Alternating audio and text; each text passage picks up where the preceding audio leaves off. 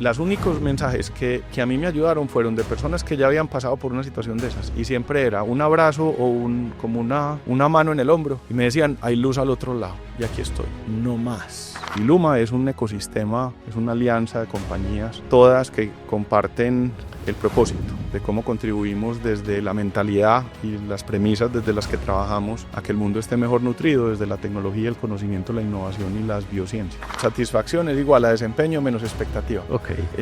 Entonces trato siempre como de que la expectativa esté moderada, porque si está moderada y uno se desempeña mejor, pues la gente queda muy contenta. Estamos impactando 580 millones de personas diariamente. Todos los días nosotros, directa o indirectamente, el trabajo de las personas que están hoy en la planta de Premex o de Alura o de Anitox están llegando directa o indirectamente a 580 millones de plata. ¿Cuál es el secreto de las brujas y los brujos? Que es milenario y es aquello a que le pongo atención, crece. Y es verdad, usted empieza a preguntar por un indicador y eso empieza a mejorar. ¿Por qué la comida de los humanos no ha evolucionado tanto como la de los animales? La velocidad del progreso de cualquier cosa, de cualquier sistema, es directamente proporcional a la velocidad del feedback. Ensayo, me equivoco. Por eso es muy importante uno equivocarse rápido y ojalá en chiquito.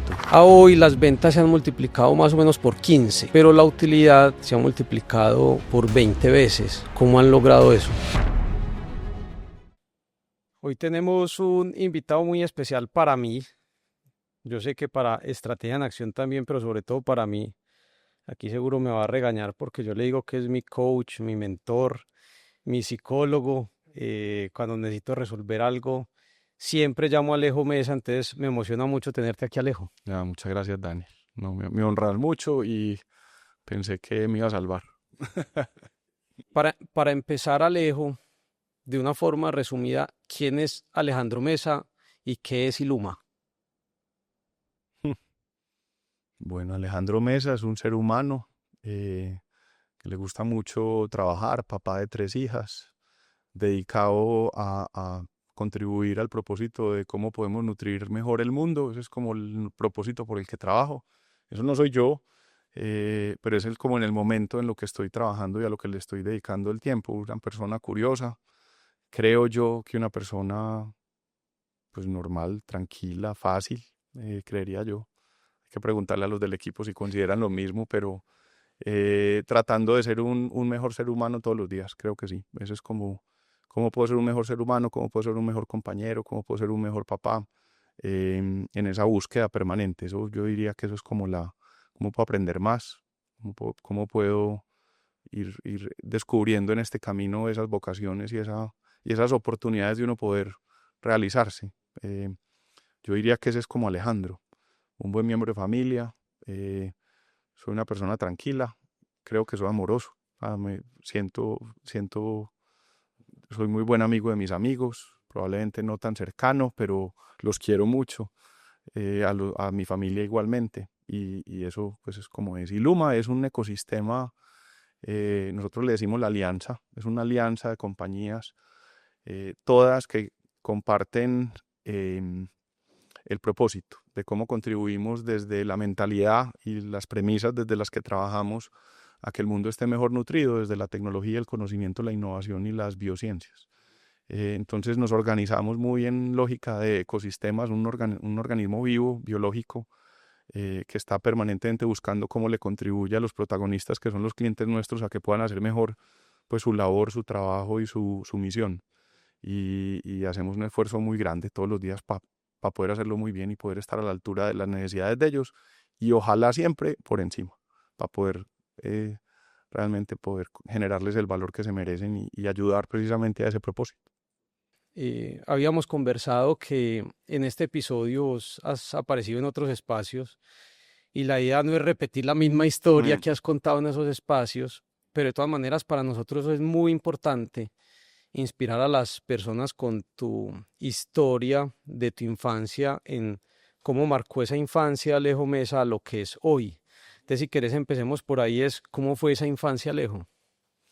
Hombre, Daniel, no, fue una infancia yo creo que muy privilegiada desde el punto de vista del amor que recibí tanto en la familia como pues, la familia ampliada, tíos, tías, abuelas, bisabuelas, inclusive me tocó muy ligada al campo, como a las fincas en las vacaciones, una familia pues muy amorosa, muy responsable y muy unida, en general pues muy cohesionada.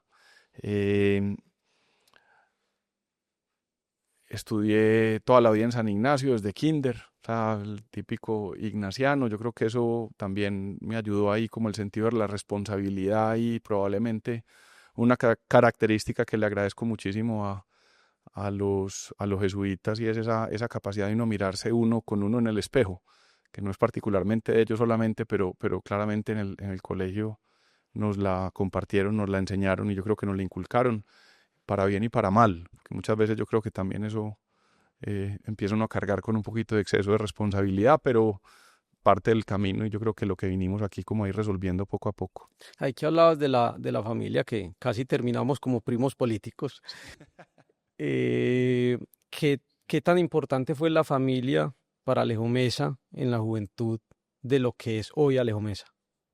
Cuando me refiero a la familia, quisiera hablar como de tu papá y tu mamá. ¿Qué tanto Sí. marcaron ese camino a lo que es Alejo hoy? Uy, muchísimo, muchísimo, porque en diferentes dimensiones cada uno de ellos, claramente, pero uno termina siendo el resultado de muchas de esas combinaciones y de muchas de esas enseñanzas y de esos ejemplos. Esa responsabilidad de mi papá, la capacidad de profundizar y de esa ciencia, esa búsqueda curiosa permanente por más conocimiento y qué podemos hacer mejor y qué, combinada con una fuerza de mi mamá, de una confianza impresionante en el futuro, como una fe de que todo va a salir bien independiente de lo que vaya a llegar. Y al mismo tiempo que una capacidad ejecutoria de, pues vamos a hacer esto, y vamos a hacerlo y vamos a comenzar a hacerlo. Entonces yo creo que uno termina siendo una combinación de todo eso. Y claramente el ejemplo también pues de los abuelos, las abuelas, los tíos. Eh, de- Uno empieza a ver, uno tiene un montón de referentes porque finalmente es el círculo con el que más uno pasa pues, esa juventud y esa niñez. Voy a preguntarte algo de Zamorano, que es Sí, una universidad donde tuviste la oportunidad de estudiar trabajando, que no vamos a entrar ahí a mucho detalle, pero sí dos preguntas específicas. La primera es, hay una frase que has repetido mucho y es el sí, de no tenerse lástima a uno mismo. ¿Cómo te marcó sí. eso? Muchísimo, muchísimo. Yo creo que marcó la vida antes y después y fue solamente un evento.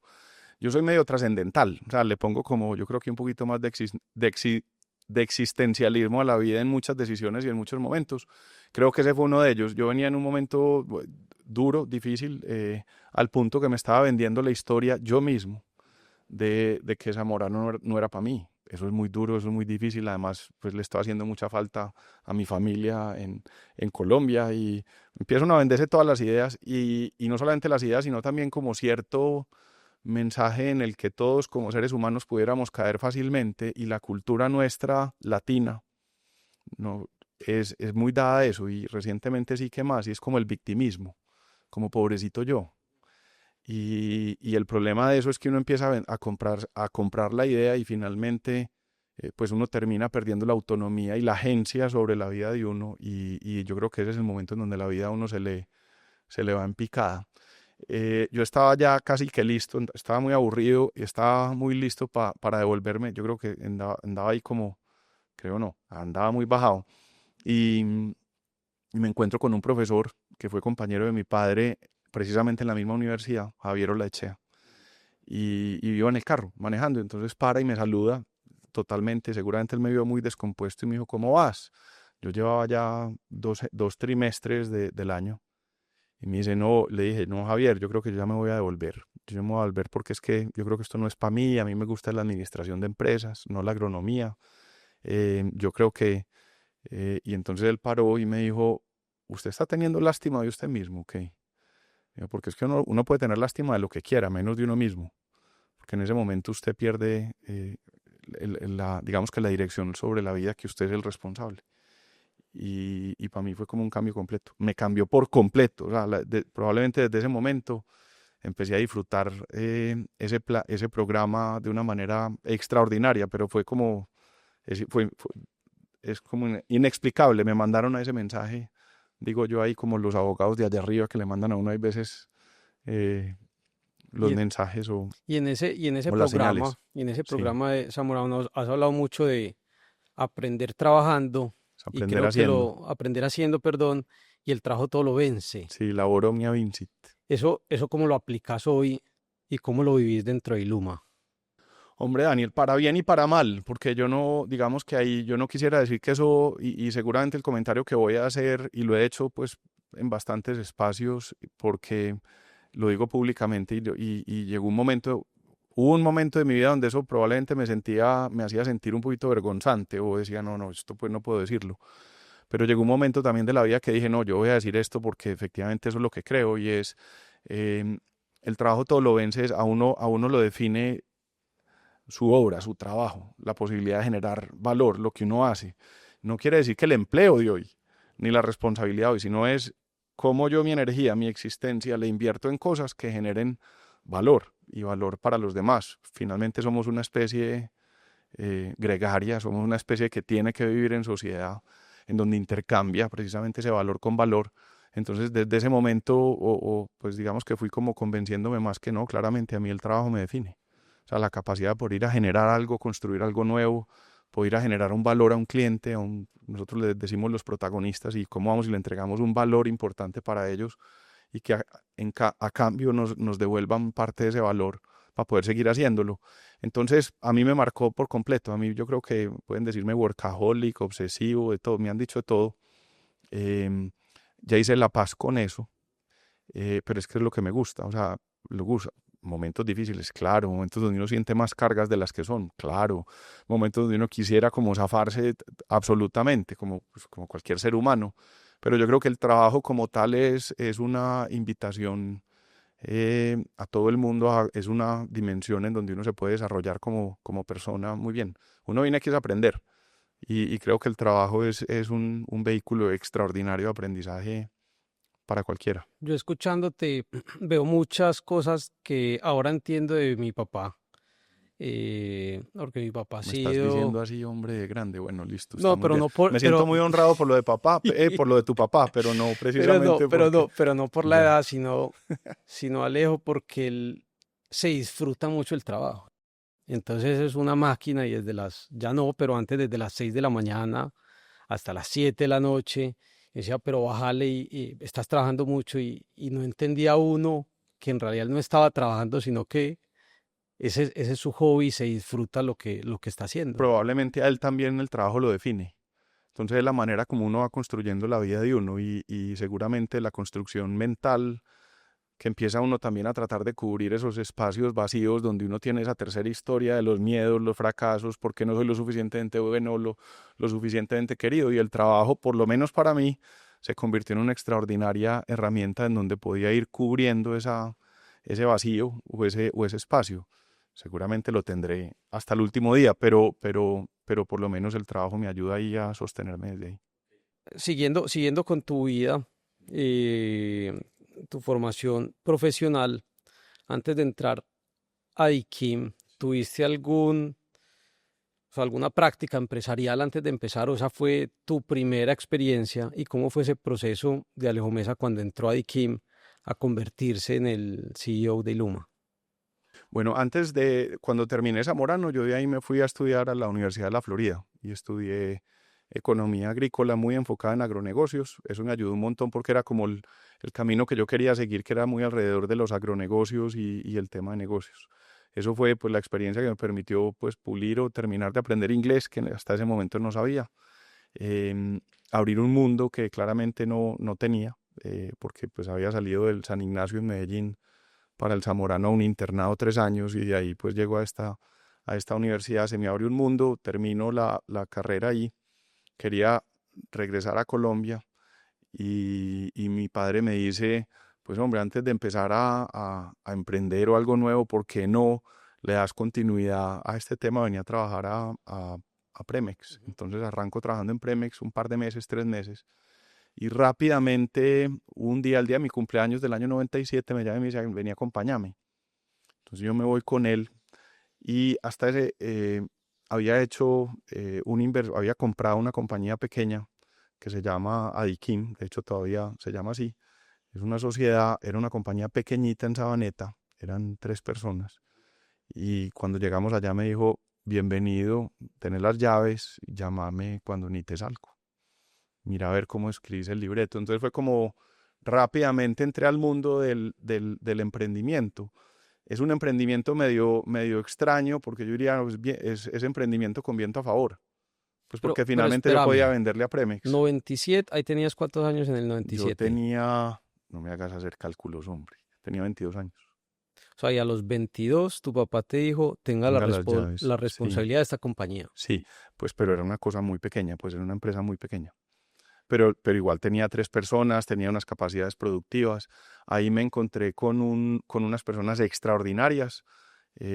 Oscar Cataño, que era el encargado de todo el tema de los inventarios y de manejar el carro para poder entregar los despachos. Estaba Libardo Pérez, don Libardo para mí. Don Libardo probablemente fue uno de mis grandes maestros para enseñarme el valor del trabajo, adicional a lo que yo había visto en mi padre y en Zamorano. Pero esa misión, don Libardo era pues como el líder de la producción como tal.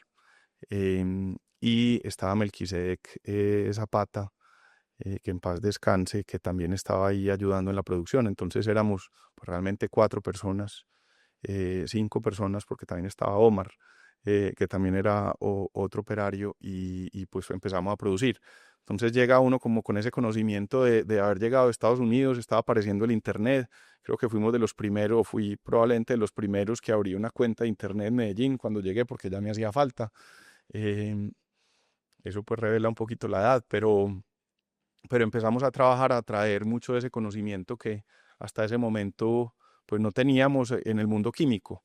Yo tenía una formación química muy básica desde la agronomía, pero ahí empecé como a curiosear y aprender y a aprender y desarrollamos ahí una compañía durante 4 años. La compañía la tuvimos, realmente le fue muy bien, que no solamente le estábamos vendiendo a Premex, sino a clientes por fuera de Premex. Inclusive empezamos a hacer exportaciones a Costa Rica y en esa misión como de vamos a crecer esta compañía de aditivos. En ese momento, que seguramente vas a preguntar más adelante, hubo 2 compañías que eran como los referentes para el libreto de Aikim, que en ese momento no teníamos, y eran Kemin, que es una compañía que todavía existe, el líder en aditivos en el mundo, y otra que se llama Anitox. Y eran las 2 compañías referentes en ese momento que queríamos como emular. O ¿No? sea, Quisiéramos ser como una compañía yo como creo que esta. es muy importante que los que nos están oyendo, viendo, se guarden ese nombre de Anitox, porque eso Sí, es 97, 2002, sí, señor. y pasó algo en el 2024 con esa compañía. Así es, tal Eh, cual. entonces, Entonces empecé a hacer eso y ya luego, después de esos 4 años, pasó algo, pues no, o habían 2 cosas que estaban ocurriendo. Lo primero es que uno empieza a subestimar el valor de lo que está haciendo, que eso yo creo que como seres humanos, cuando uno ya lo tiene, ya empieza uno como a subestimarlo. Uno. Dos, empecé a tener una exposición a personas que trabajaban en grandes multinacionales que venían a visitarnos. Entonces uno los veía y uno decía, wow, estos pelados, estas peladas viajan por el mundo, tienen acceso a mayor conocimiento, mayor sofisticación desde el punto de vista del acceso a tecnología que tienen, viajan por el mundo, o sea, conocen el tema geopolítico en todos los países, y desde esa curiosidad, pues yo empecé como a idealizar esa responsabilidad. Yo dije, uy, yo quisiera como hacer eso, yo quisiera hacer eso, y empecé como a trabajar. Y en ese momento también Colombia estaba pasando por un momento muy difícil desde el punto de vista de seguridad y de esperanza.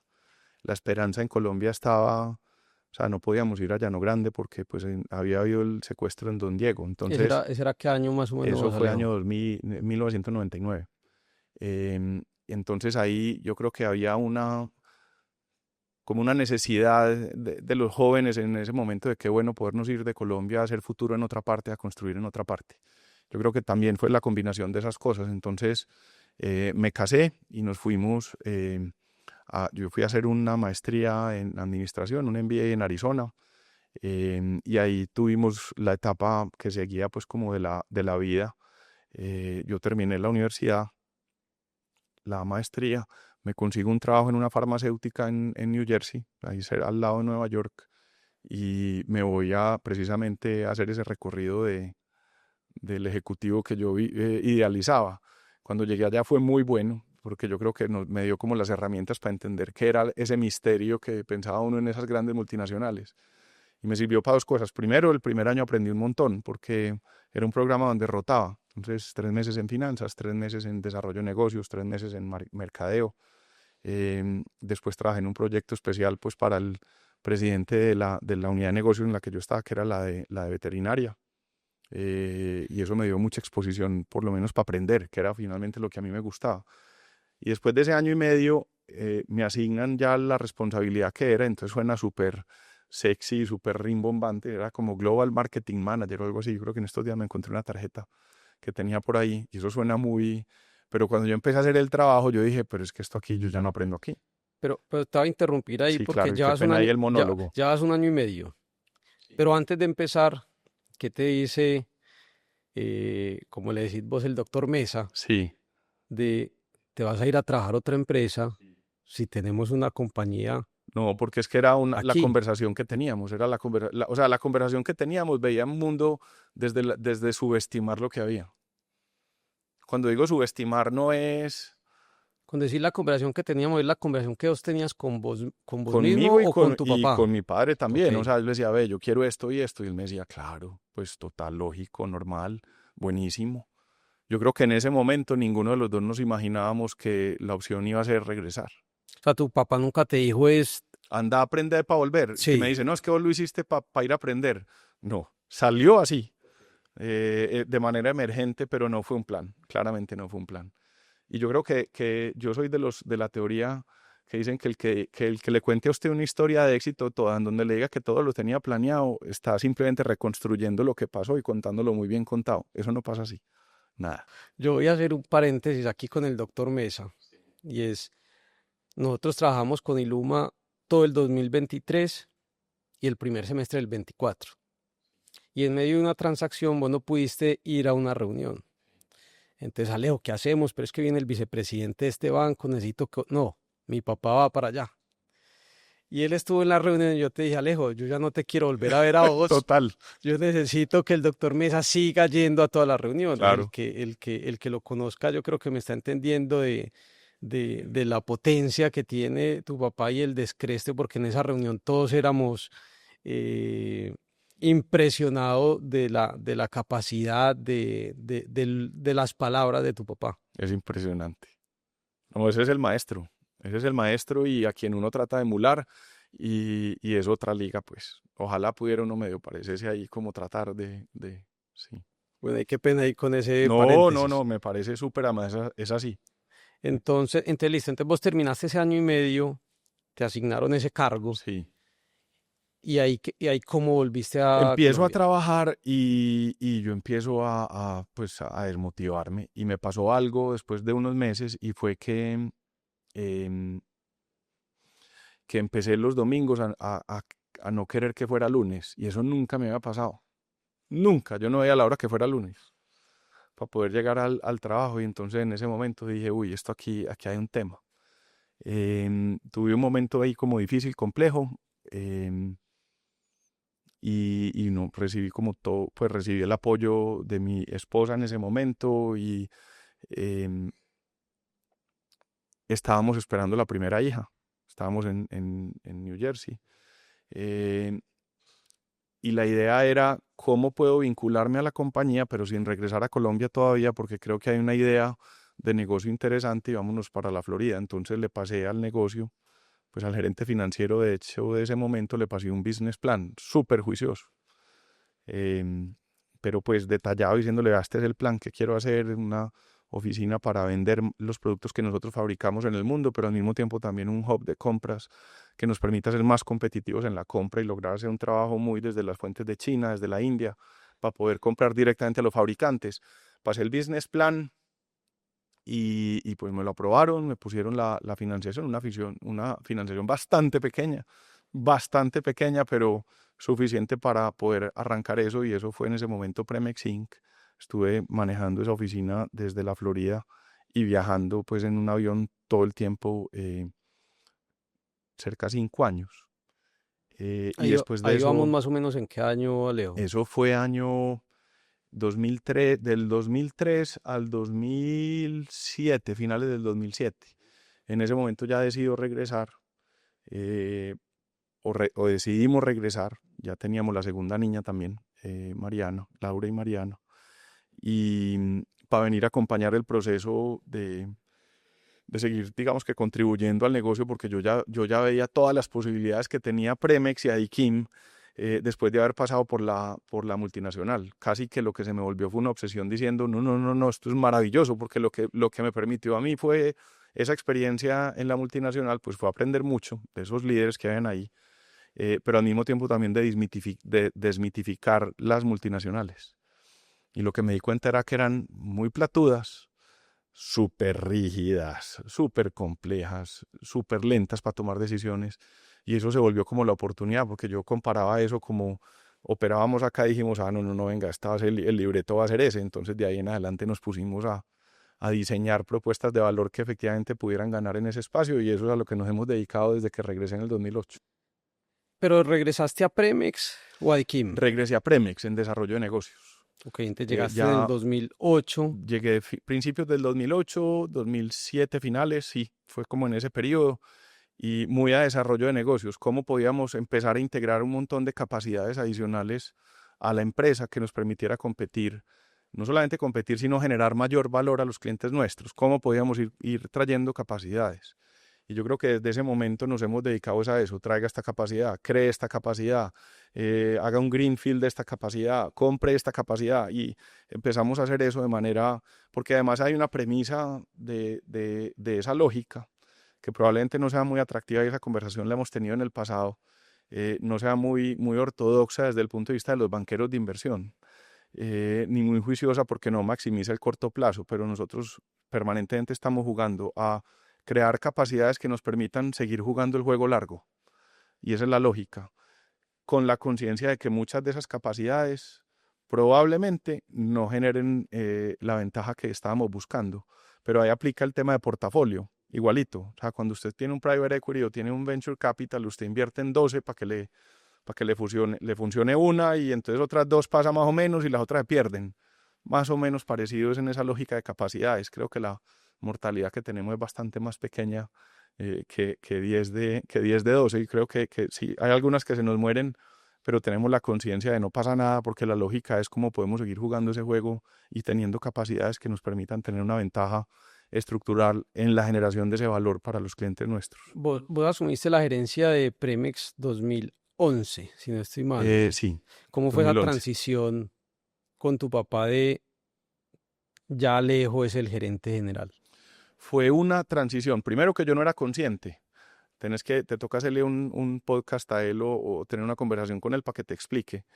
Yo le preguntaba un par de veces, y esto también lo he dicho en varios espacios antes, que yo nunca, cuando le pregunto a él que él por qué me puso en Adikim en el año 97, porque había diseñado como esa lógica de andar, emprende y defendete, y está solo, mijo. Si necesita algún problema, si tiene algún problema, nos busca, pero siga. Porque realmente, si me preguntas, eso fue como la semilla más potente de toda, y es darle la autonomía en algo pequeño en donde se puede equivocar, pero el downside es muy poquito. Y si ves en Iluma, eso es lo que hacemos todo el tiempo. Pues no todo el tiempo, en la gran mayoría, porque en algunas apuestas las hemos hecho un poquito más grandes, y hay unas gigantes que hemos hecho que nos han salido muy mal, parte del paseo, pero es cómo crear eso.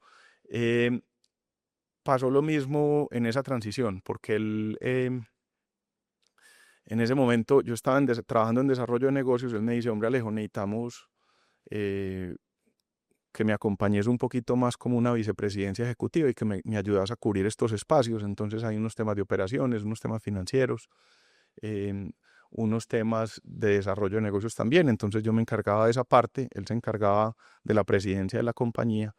Y en el año 2011, pues un día me dice: Alejo, yo creo que llegó el momento de que vos tengas estas llaves, de una manera muy generosa, porque pues mi papá, vos lo conoces, eh, sigue siendo absolutamente activo, vigente y con toda Es la potencia para impresionante, estar. impresionante. eh, y eso fue pues ya desde el 2011, es decir, hace 14 años. Y en ese momento me entregó las llaves, y cuando digo entregó las llaves, es entregó las llaves. O sea, yo soy el que lo busco. Yo soy el que lo busco a decirle: hey, ¿qué opinas de esto? ¿Qué podemos hacer acá? Él está en la presidencia de la Junta. Tenemos una reunión formal con una junta de gobierno pues corporativo, con una junta externa, en donde se llevan los temas importantes y él la preside, pero conversamos pues y nos mantenemos muy, muy en contacto, pero no interviene en el día a día del negocio, pero cero es cero. O sea, la generosidad con la que hizo eso yo creo que también permitió pues que funcionara muy bien esa transición. ¿Y vos qué sentiste en el 2011? ¿Susto? ¿Alegría? O sea, ¿cuál fue el sentimiento, Alejo, en ese momento que te entregan las llaves? Una gran responsabilidad, Daniel, como una invitación a cargarme con una responsabilidad de hacerlo muy bien hecho, tratando de hacerlo muy bien hecho, pues es un voto de confianza y acuérdate que la primera ley de la naturaleza es la reciprocidad, inclusive por encima de la ley de la gravedad. Y pues yo quería ser muy recíproco a esa confianza y es lo que he tratado de hacer.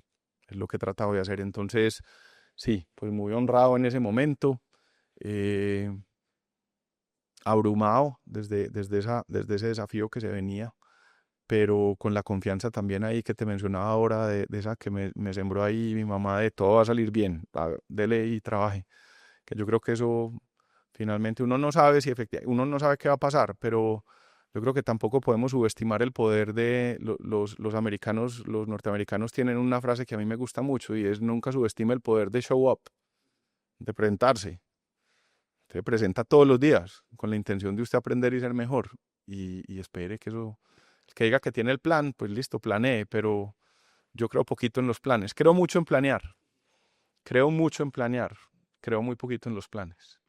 En las proyecciones de los banqueros de Creo inversión muy a 10 poquito en los. Vos me años. has oído, esa discusión la hemos tenido mucho. Me gusta mucho planear, porque yo creo que ahí es donde efectivamente uno ejercita o uno busca esas fijaciones mentales que bloquean o que podemos abrir, qué perspectivas nuevas podemos abrir, o los puntos ciegos que no tenemos, y en esas conversaciones es donde uno efectivamente identifica esos puntos ciegos que tenemos, perdón, y que el otro no ve también. Entonces ahí se produce en todo ese tema y pues uno genera la hipótesis del plan, pero el plan es una hipótesis. Normalmente uno le pega por ahí al 20% de esos planes, pero la tendencia hacia dónde, si la planeación fue bien hecha, Ujú. normalmente es muy buena. Aquí me surgieron dos preguntas. La Sí. primera es, ¿en algún momento quisiste emprender como Alejandro Mesa no, yo me voy a diferenciar de mi papá, de lo que ha montado, y yo, Alejandro Mesa, voy a montar lo mío?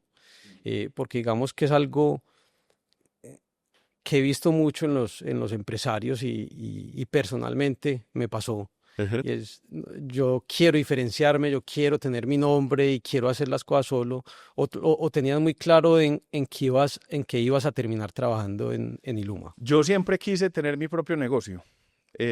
Cuando estaba joven en el colegio siempre lo pensaba: yo quiero ser un empresario, pero quiero ser un empresario independiente. Luego en Zamorano decía: quiero ser un empresario y quiero ser un empresario independiente. En la Universidad de la Florida igual. Y cuando llegué tuve una conversación con mi padre que me cambió la perspectiva, porque él dijo: pues hombre Alejo, claramente esa es una opción, me parece muy bien si es la opción que querés, simplemente para que consideres, pues hay seres humanos que llegan a esta vida y que tienen la posibilidad de arrancar de cero, y hay otros seres humanos que llegan a esta vida y tienen la posibilidad de construir sobre algo que ya he construido, y por lo tanto el impacto que van a lograr pues pudiera eventualmente ser mayor que el que si te toca volver a arrancar de cero. Y a Ujú. mí eso me dio como una licencia. Yo soy muy juicioso, entonces seguramente me dio como una licencia mental allá donde dije: ves, esta es una opción verdad, de verdad. Ahora bien, ¿qué sí le pasa a uno? Y eso es el ego hablando, claramente, o la vanidad, o el nombre que le queramos poner. Y es: ok, listo, entonces voy a construir sobre esto, entonces tengo que multiplicar esto. O sea, no puede ser un tema en donde yo le doy continuidad desde la comodidad, si es un tema en donde uno recibe casi que la parábola de los talentos aquí, pues Ujú. para recordar a nuestros educadores los jesuitas, nos entregan algo, tenemos que devolver eso con creces. Y eso fue finalmente lo que yo creo que me dio como ese camino. Yo que he tenido la fortuna como de trabajar un par de años con vos. Vos tenés un perfil muy difícil de encontrar, y es que sos muy estructurado como gerente de la compañía, pero sos un emprendedor. Y yo creo que has tenido también la fortuna de hacer mucho intraemprendimiento dentro de Iluma. Y siento yo que puedo estar equivocado, pero yo creo que eso es lo que le ha dado la potencia a Iluma de diferenciarse de un commodity como es Premex Ujú. y tener toda esa alianza de compañías que tienen al interior. No sé si podemos hablar ahí algo de que lo habíamos conversado y es, ahí ha habido intraemprendimiento, pero también ha habido muchas adquisiciones de pequeñas compañías que han agregado a esta alianza. Entonces, no sé ahí si podemos hablar como algo de esos éxitos y fracasos que has tenido como al frente de Iluma. Bueno, ese es, digamos que el camino, ahí vamos en el camino. No es algo en donde yo te pudiera decir esto funciona, esto no funciona, sino todos los días, creo que todos los días aprendemos algo nuevo que nos va dando las luces de qué nos está funcionando y ha sido yo creo que un recorrido en donde uno va abriendo puertas a medida que abre una. Entonces uno no sabe esta puerta dónde lo lleva y entonces esa abre una posibilidad, abre otra y después esta abre otra. Pensar que eso fue planeado no es más un tema de las premisas detrás. Yo creo que hay una premisa, hay un par de premisas, de pronto un poquito más de dos o tres, pero entonces creo que la curiosidad es una premisa fundamental y es cómo podemos aprender, cómo podemos ser una organización que todos los días aprende algo valioso, algo que potencialmente nos pueda permitir generarle mayor valor a los clientes nuestros. Esa es como una de las lógicas primeras. La segunda es alrededor de cómo nosotros nos volvemos la mejor opción para nuestro cliente. Y es una obsesión, o sea, cómo nosotros somos la mejor opción, porque finalmente en el mundo del libre mercado salimos a elecciones cada hora. Y para que voten por nosotros y nos elijan, pues tenemos que ser la mejor opción. Entonces ahí es esa búsqueda de cómo, que eso es como lo bonito yo creo que del libre mercado de ese mundo libre en donde no entran a favorecer, nadie nos favorece, sino nosotros mismos tratando de construir eso. Eh, y la tercera es que está muy ligada a la primera de la curiosidad, es como estar muy a la altura de las posibilidades. Las compañías a medida que van avanzando y van desarrollando esas capacidades y ese conocimiento y esa experiencia, pues termina parado en más capacidades y al mismo tiempo más posibilidades, pues porque tenés más capacidades, más recursos, más acceso. Entonces, si uno se pone a mirar, finalmente lo único que nosotros hacemos es tratar de subir la varita permanente para estar a la altura de las capacidades y las posibilidades de la organización. Y la organización nos ha venido premiando cada vez que hacemos eso. Entonces, cada vez nos va subiendo como el juego. Es casi como pasando los mundos, igualito. Entonces, uno va pasando los mundos y cada mundo tiene su dificultad y su desafío, pero pues es parte como del camino que todos los miembros de la organización que hacemos parte de ella, que dedicamos pues nuestra existencia a invertir en esa, pues es la manera como yo creo que la organización también nos permite tirarnos unos retos para los que no estábamos preparados. Finalmente uno los tiene, o sea, uno crea las capacidades o crea o uno se desarrolla es a partir de la exposición, cuando el problema le llegó.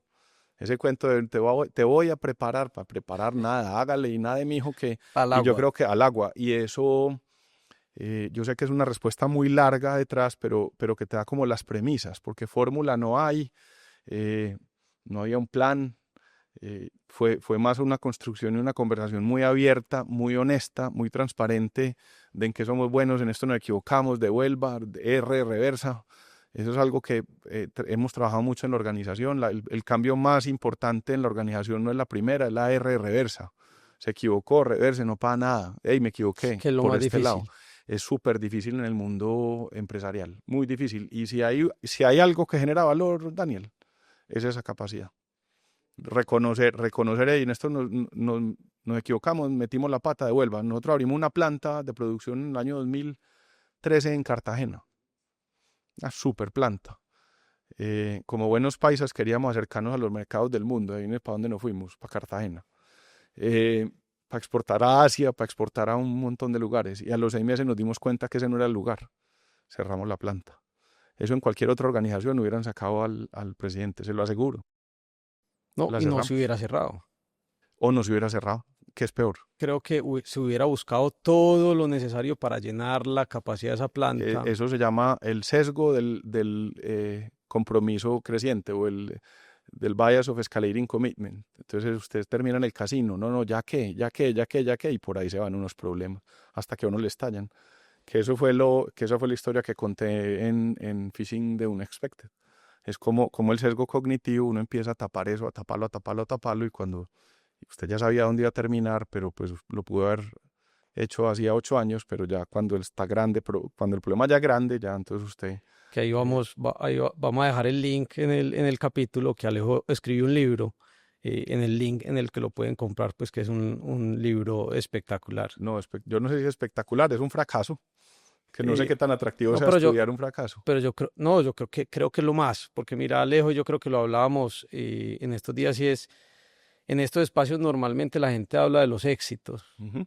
pero yo creo que es de los fracasos de los que más se aprende uno, más que de los éxitos. Es que el que te cuente la historia del éxito te está contando la historia incompleta, porque eso no, yo no le creo a eso. O sea, finalmente es lo que te dije ahora, uno tiene la capacidad de contarse la historia que uno quiera.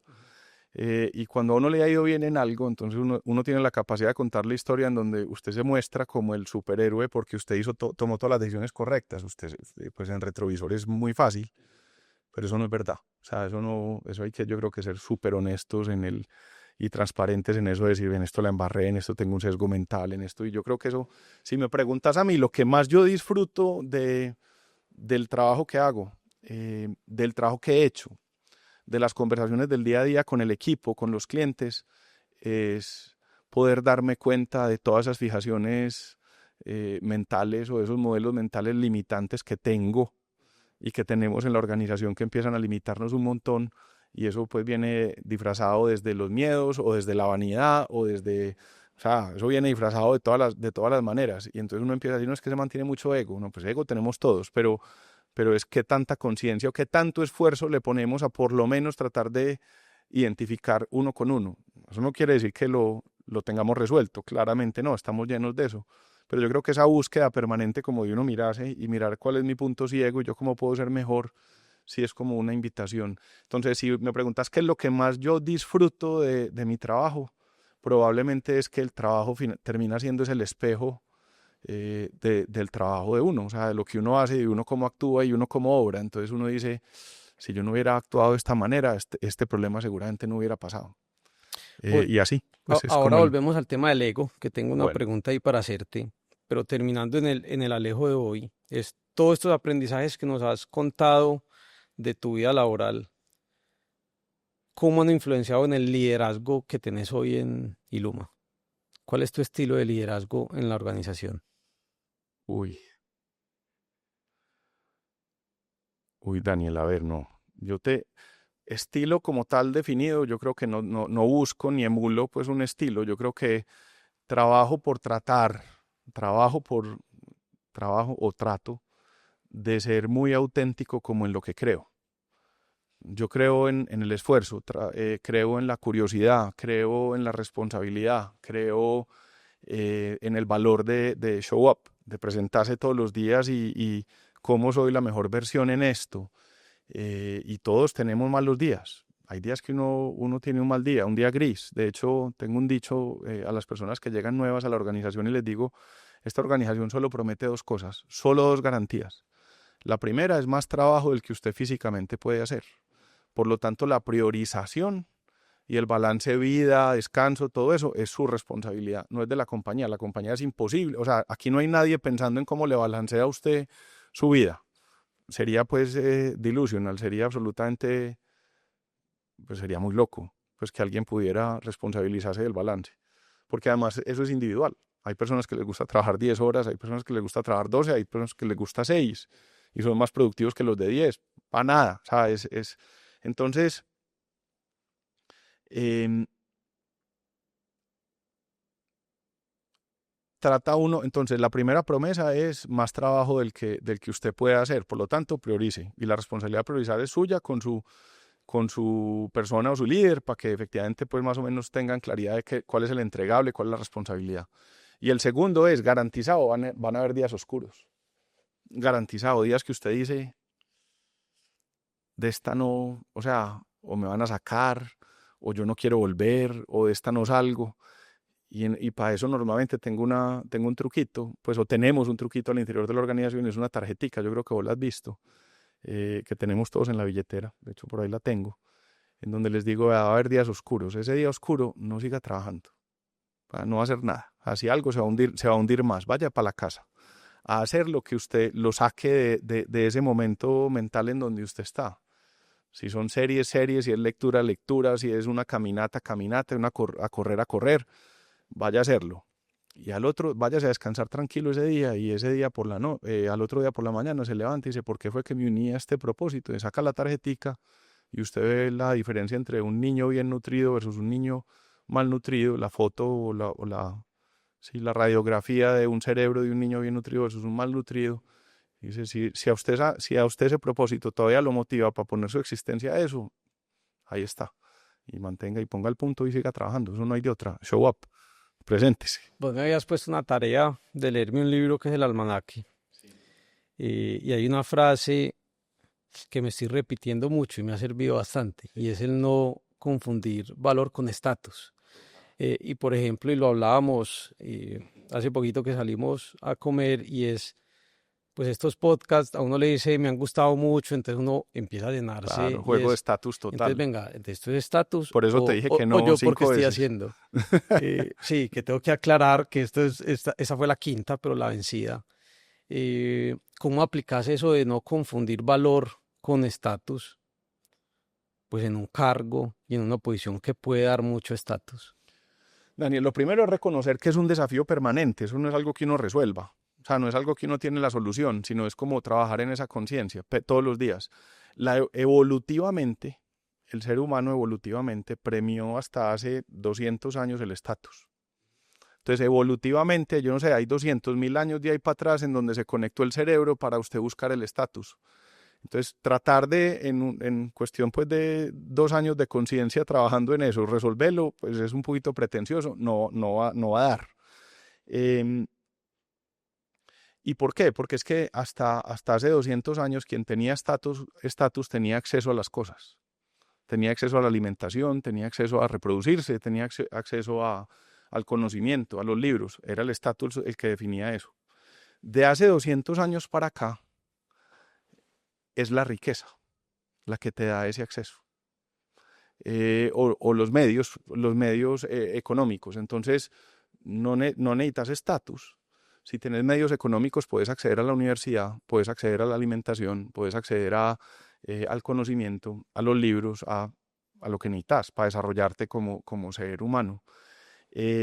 Porque finalmente esa riqueza o ese valor, que yo lo pongo valor porque en Colombia uno dice riqueza y ahí todo el mundo como que riqueza. Lo que pasa es que hay riqueza en muchas dimensiones, hay riqueza económica, riqueza intelectual, riqueza de la salud, riqueza de, llamémoslo valor para no generar tanta... La traducción de riqueza en inglés, pues que en Wealth, realidad no tiene como una traducción muy clara de español. Exactamente, entonces es como ese wealth, y la riqueza tiene muchas dimensiones, la económica es una de ellas, normalmente combinada con todas las otras, ojalá, ese es como el estado ideal. Pero si le estás generando valor a la sociedad, y cuando digo eso es, tenés un empleo en donde tenés un buen trabajo y estás generándole valor a la empresa donde estás, te va a ir muy bien.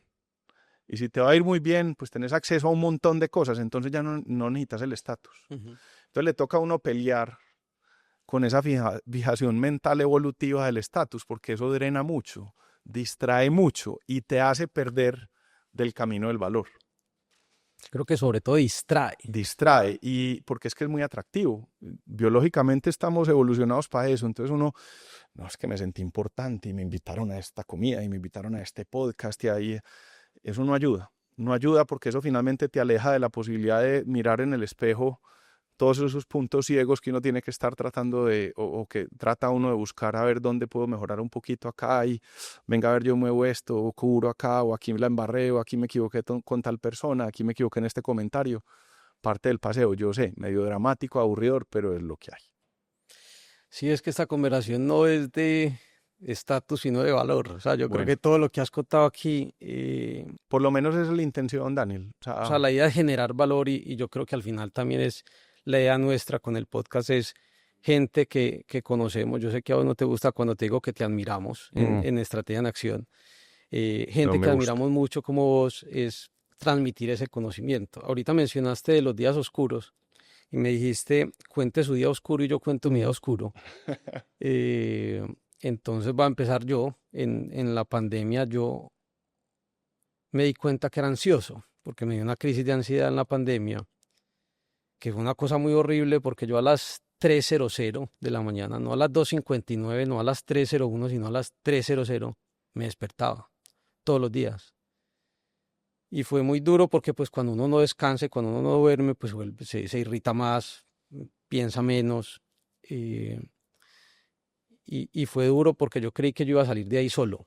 Dije, no, yo solo, o sea, yo no necesito a Eso es de nadie. berraquera. Sí, yo no tengo por qué estar aburrido.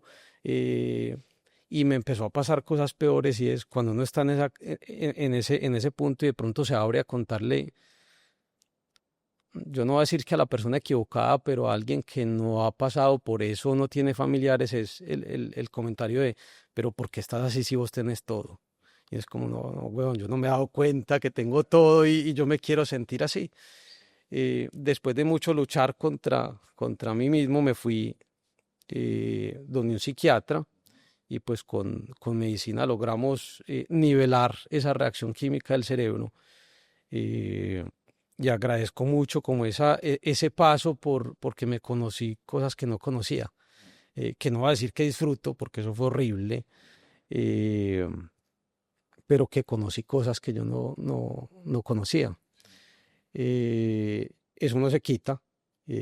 Entendí también que eso es una enfermedad y convivo con ella. Digamos que la aprendí a conocer y a abrazarla y a saber que está ahí, pero logro controlar en cierta medida eso. ¿Cuál fue tu día oscuro? Fue una parecida, Daniel, fue una muy, muy parecida. Eso fue hace por ahí unos 3 años o 4 y a mí yo venía sintiéndome regular, regular como con un vacío permanente, como con una aburricioncita. Y yo empecé a decir, no, no, es que esto es de berraquera, vamos a darle, pues, ¿cierto? Preséntese, pues, preséntese y trate de hacerlo y metiéndole desde la fuerza. Uno de los espacios que más disfrutaba, porque no lo he vuelto a repetir, cómo sería el susto, o cómo será el susto todavía o el rayón, era irme a pescar al Bichada una semana. Ese era como el espacio en donde yo realmente la conexión con la naturaleza y haciendo algo que me gusta y además esa meditación de todo el día estar pescando era algo que yo disfrutaba mucho, sobre todo en la conexión con la naturaleza, el río. Y me fui hace como unos 3 años a esta pesquería y yo llegué a ese río, Daniel, y es como si a mí ese río me hubiera tragado. Ah, pues a mí se me cerró el mundo. Yo ya no quería, o sea, no quería nada. Yo estaba con un grupo de personas muy cercanas que los había invitado porque me gustaba compartir, pues mi hermano, mi padre, y yo no les iba a dañar el paseo, pues como les iba a dañar el paseo, ¿cierto? Entonces finalmente yo, nada, gafa oscura, para que no lo vieran a uno con los ojos ahí como muy, muy tristes, y a seguir pescando, ¿cierto? De 5 de la mañana a 6 de la tarde la pesquería. Yo llegaba, me bañaba, no comía, pues porque no, a uno no le provoca comer. Me acostaba a dormir porque caía fundido y a las 9 de la noche me levantaba a llorar hasta el otro día a las 5 de la mañana, 9 de la noche, o sea, no dormía 2 horas, de 7 de la noche, de 7:30 de la noche a 9:30 de la noche. Muy duro, muy duro. Yo no realmente no podía llamar a nadie, no les iba a dañar el paseo. Mm, de regreso, pues obviamente prendo todas las alarmas. A mí, Y ahí nadie se dio cuenta que en estabas el así. paseo, pues seguramente alguien sospechó algo, pero nadie, pues yo no he hablado del tema con ninguno. El caso es que yo llego acá y empiezo pues inmediatamente como a activar toda la emergencia con mi prima doctora y entonces venga psiquiatra y vamos a empezar a trabajar eso. Paso un periodo de mi vida muy duro, o sea, casi como, eso era como suba, baja, em, durísimo, no se lo deseo a nadie, yo pues por definición no, yo no tengo enemigos, pues no es algo que tenga pues como en mi sistema operativo, no tengo esa capacidad, para bien y para mal, porque a veces yo creo que servirían, pero, pero no lo tengo, no sería capaz de deseárselo, Daniel. O sea, ¿cómo será el tema? Y lo que yo sentí, que si me dicen, vení, alguien que vos no querás ni 5, deseale eso y no soy capaz. Es más, cuando sé de alguien que uno no, como que dice, todos estos políticos que reciben tanta energía negativa y me dicen, no, es que está pasando por una de esas, yo, sí, pues me compadezco, Sí, el tema de la empatía, sí, siento compasión, o sea, de sí. verdad que hace unos pocos días, de hecho, un amigo muy cercano que me ha acompañado me acompañó en ese proceso y es uno de mis grandes amigos, me llama y me dice, vos puedes tener una conversada con alguien que está pasando por un momento de esos. Vos conoces cómo soy yo de difícil con esa gente. Le dije, ¿a qué horas? Yo cancelo lo que sea, porque yo sé lo que eso es, ese día. O sea, yo sé lo que eso es. Con un agravante, y es que, o no agravante, sino que el único mensaje que uno puede dar en una situación de esas, o por lo menos que a mí me sirvió, fueron de personas que ya habían pasado por eso. Porque de lo contrario, todos los comentarios que recibís te hunden. Todos te hunden Es más. que la frase que yo te decía y es Y te que hunden, seguro te lo dijeron, te Alejo, hunden. pero si vos tenés No, todo pues que en la Daniel, yo tenía todo. vida y vos eras consciente que lo Yo tenías tengo todo, todo. claro, Es que es como claro, y que tengo no, todo. como vos crees que yo me quiero sentir Sí, así. claro, exactamente. Entonces Ujú. eso te hunde. Los únicos mensajes que a mí me ayudaron fueron de personas que ya habían pasado por una situación de esas y siempre era un abrazo o como una mano en el hombro y me decían, hay luz al otro lado y aquí estoy. No más. No le tienen que decir nada, no hay ni un truco, nada. Hay luz al otro lado, aquí estoy. Y que los doctores hagan su tarea y uno con uno y cruzar los dedos. Pues es como muy duro, Daniel. O sea, yo eso no lo deseo, te digo, a nadie. Y yo creo que si algo me equivoqué, fue haber dejado ese malestar que llevaba ahí eh, un tiempo largo, ignorarlo y decir esto es de berraquera y de meterle fuerza. Pero crees, No, Alejo, que todavía hay mucho tabú, sobre todo en los hombres, uf, en buscar ayuda total, en ese punto. total, total. Y cómo diste vos el paso, o sea, qué pasó para decir, no, es que yo no soy capaz solo, voy a buscar Ah, no, ayuda? ese hueco. Pues es que imagínate, es que yo no, o sea, no, fue duro. O sea, no, pues no voy a contar detalles, pero fue un piso teso, teso. O sea, al punto que yo creo que yo tengo la vida antes y la vida después Ok. de eso. Y al final lo que yo decía, eso, pues no desaparece. Pero cómo manejas ya hoy tu día a día, o sea, qué has traído a tus hábitos diarios para controlarlo y nivelarlo y saber convivir con eso. Bueno, lo que voy a decir no es muy popular, pero pues es lo que me ha funcionado. Entonces, tengo mucha conciencia del estado como estoy. Ujú. Porque cuando uno empieza como a medio sentir el tema, uno ahí mismo dice, no puedo dejar que avance, porque como eso no pasa de a poquito, sino que eso es pum, o por lo menos así me pasó a mí, entonces yo ya le tengo, yo menos medio siento una cosita, yo digo, tengo que medirlo. Entonces cuido mucho el sueño, las horas de sueño, y cuando tengo poquitas horas de sueño trato de compensarlas, porque me descuadra. O sea, ya sé que eso es un tema, un determinante. No volví a tomar licor, pues me tomo media copa de vino como pues la gran fiesta, pero dejé el licor. Vos me has contado, pero Sí, me parece súper interesante el por qué no toma licor.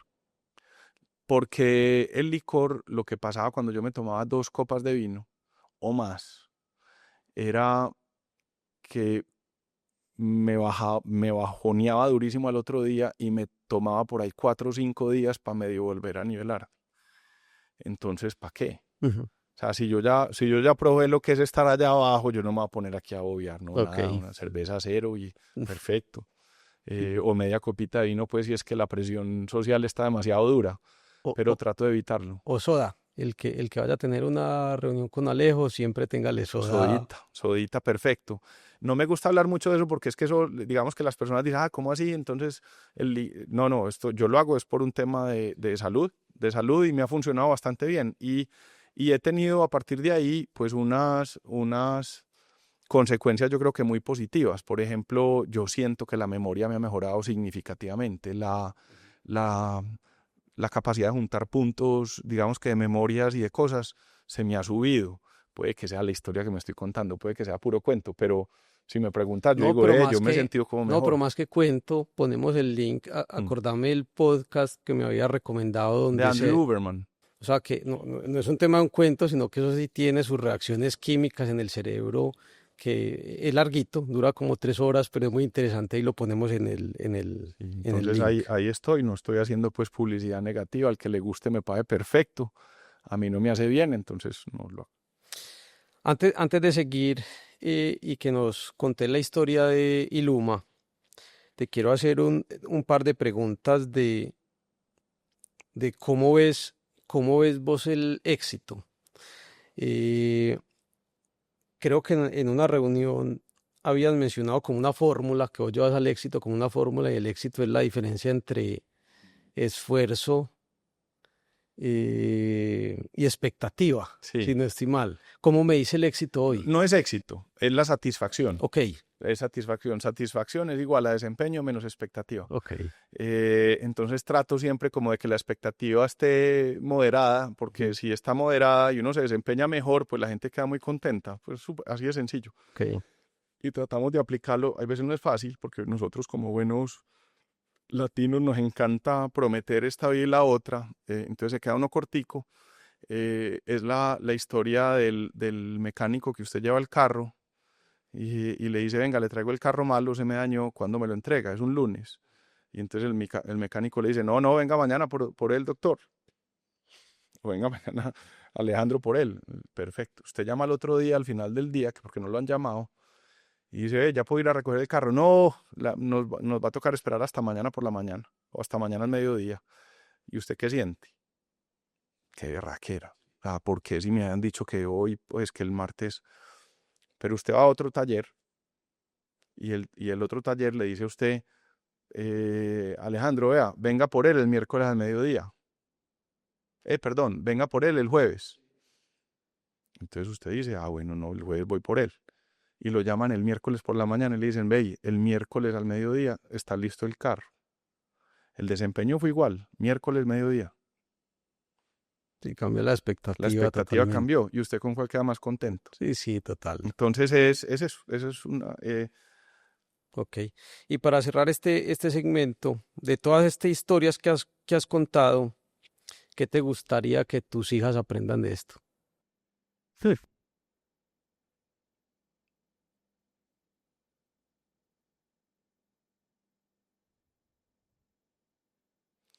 yo creo que no lo hemos mencionado así, pero el valor del esfuerzo y del trabajo. El valor del esfuerzo y del trabajo como un vehículo de realización personal. Ok. Es un vehículo chévere porque te enseña puntos ciegos, cosas que uno tiene para mejorar, cosas que uno no tiene tan buenas. Ese recorrido con esa conciencia creo que puede ser la mejor, por lo menos de hecho yo creo que gran parte de lo que hago lo hago es para precisamente dar ese ejemplo, ¿no? Que no sea esa la única razón, pero porque finalmente uno lo hace es como para uno, pero sí me gustaría que a ellas les quedara como el valor del esfuerzo y el trabajo bien hecho, cómo vos le puedes contribuir a los otros y obviamente eh, si le contribuís a los otros te va a ir mejor, te va a ir muy bien. Muy potente, Alejo.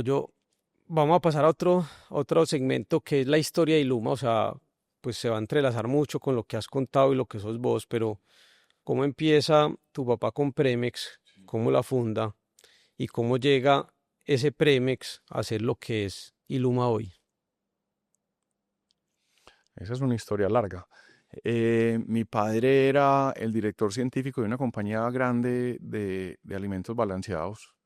Él tuvo su formación como nutricionista y como genetista en el exterior, llega y se vuelve líder de un equipo técnico que hacía todo el tema de los planes de formulación digamos que de producción de proteína animal, cerdos, pollos, en esta compañía. Luego también lidera una compañía muy, muy reconocida de huevos, Ujú. va y la maneja y toma la decisión en algún momento de decir que hay un espacio en el mercado en donde podemos hacer unos productos muy customizados, hechos a la medida. Hasta ese momento no estaba esa propuesta en el mercado porque tocaba importar una premezcla igualita para todo el mundo. Dijo, aquí hay una asesoría que yo puedo construir.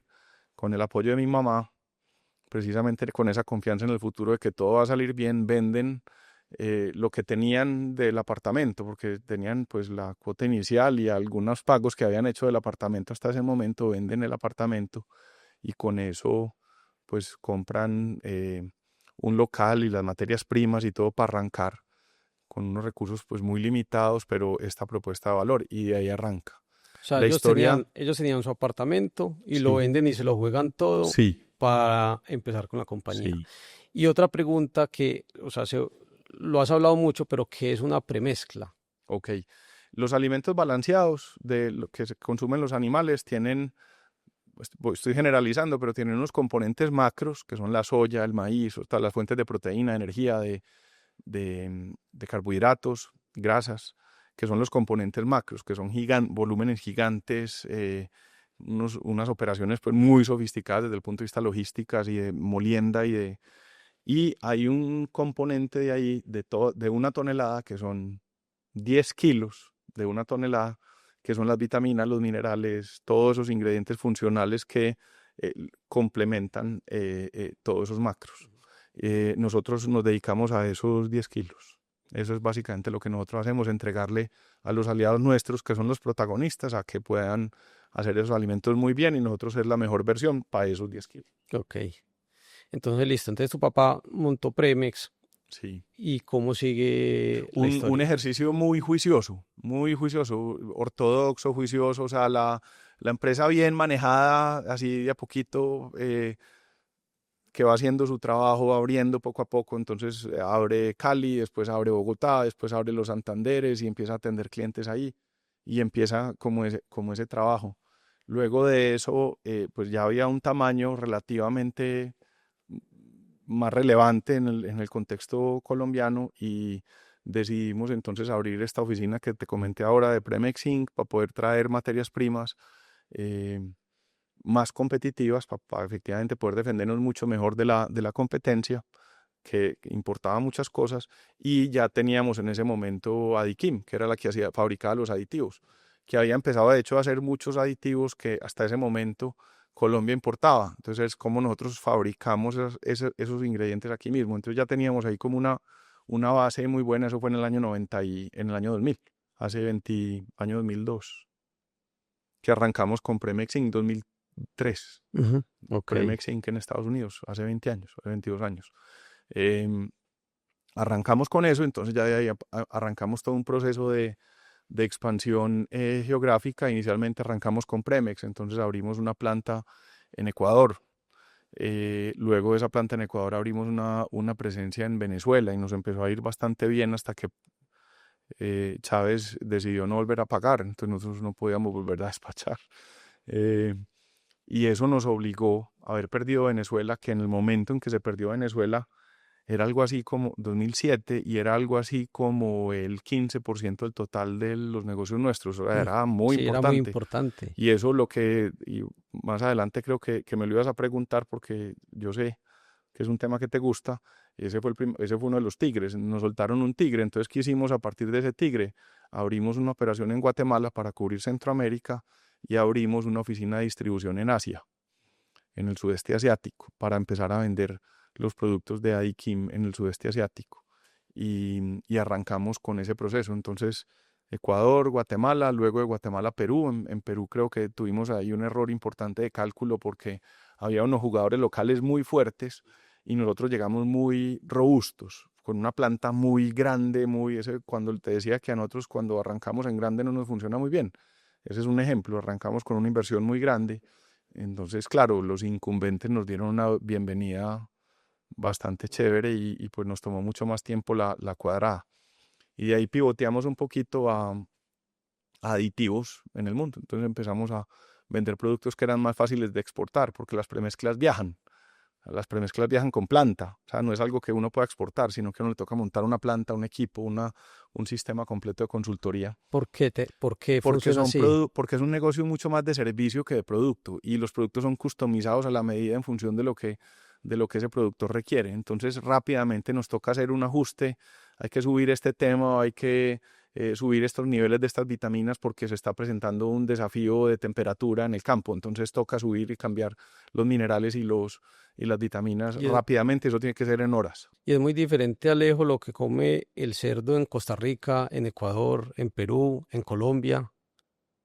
Depende mucho de no solamente de la geografía, sino también de los subproductos y de los ingredientes macros que haya Ok. disponibles. Y la fórmula se hace en función de eso, se hace en función de lo que hay para producir, digamos que la mejor calidad de alimento posible al menor costo posible, porque ahí eso es muy relevante. Entonces ahí creo que ahí hay un tema muy chévere porque son productos en donde la calidad tiene que ser, es milimétrica. O sea, vos pones ahí un ingrediente que no es de macro o de micro, no importa, cualquiera te equivocas ahí en algo, inmediatamente la productividad del animal se va a bajar. O sea, es inmediato, es casi que una operación perfecta, es milimétrica. Entonces no perdona ninguna. Entonces, digamos que los usuarios de alimento balanceado saben que lo que reciben ahí es un producto muy bueno, siempre, pues por lo general, porque es un producto que tiene mucho control y mucho juicio y mucha ciencia detrás. O sea, después llega, si no estoy mal, Alura, por allá al finales eso fue 2020. Alura llega a 2016, 2015. Ok. Sí, es una compañía de ingredientes de farmacéuticos, de medicados. Y queríamos complementar esa oferta porque digamos que en esas premezclas van vitaminas, minerales, los ingredientes funcionales y también van medicados. Entonces era una manera de poder ofrecer pues un valor superior desde esa profundidad, desde ese conocimiento a esos clientes, y poder garantizar precisamente esos resultados, pues y esa estandarización y la calidad de eso. Entonces esa fue Y en, una de las res- que llegó. y en resumen, hoy Alejo y Luma es una alianza Sí. de cuántos negocios, contando un poquito de cuántos negocios, en cuántos países, cuántos colaboradores hay hoy en la organización. En total somos como 1.100 personas. Son Ujú, 1.100 personas. Son en total 9 negocios ujú. diferentes. Todos tienen en común nutrición o contribuir a que el mundo esté mejor nutrido, que es al final nuestro propósito. Nosotros no invertimos en cosas que se salgan de ese tema dominante porque es nuestro tema. Y tenemos presencia directa nuestra en 24 países del mundo. Eh, sí, esos son como las. Y el otro dato que me gusta mucho a mí que mencionas es cuántos platos impactas y cuántos platos querés impactar a futuro. Queremos, como organización y como equipo. En este momento estamos impactando 580 millones de personas diariamente.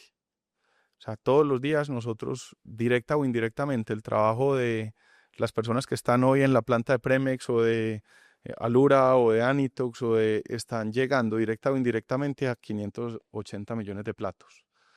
Casi que decimos que todos los días estamos tocando la vida de todos los colombianos y ellos no se dan cuenta porque estamos tras bambalinas, o sea, no nos ven en ninguna parte porque eso está por allá atrás, eh, pero nos gusta. Y la idea es que para el 2030, o le estamos apuntando que para el 2030 seamos capaces de tocar el billón de personas, 1 billón de personas. Impresionante eso, Alejo.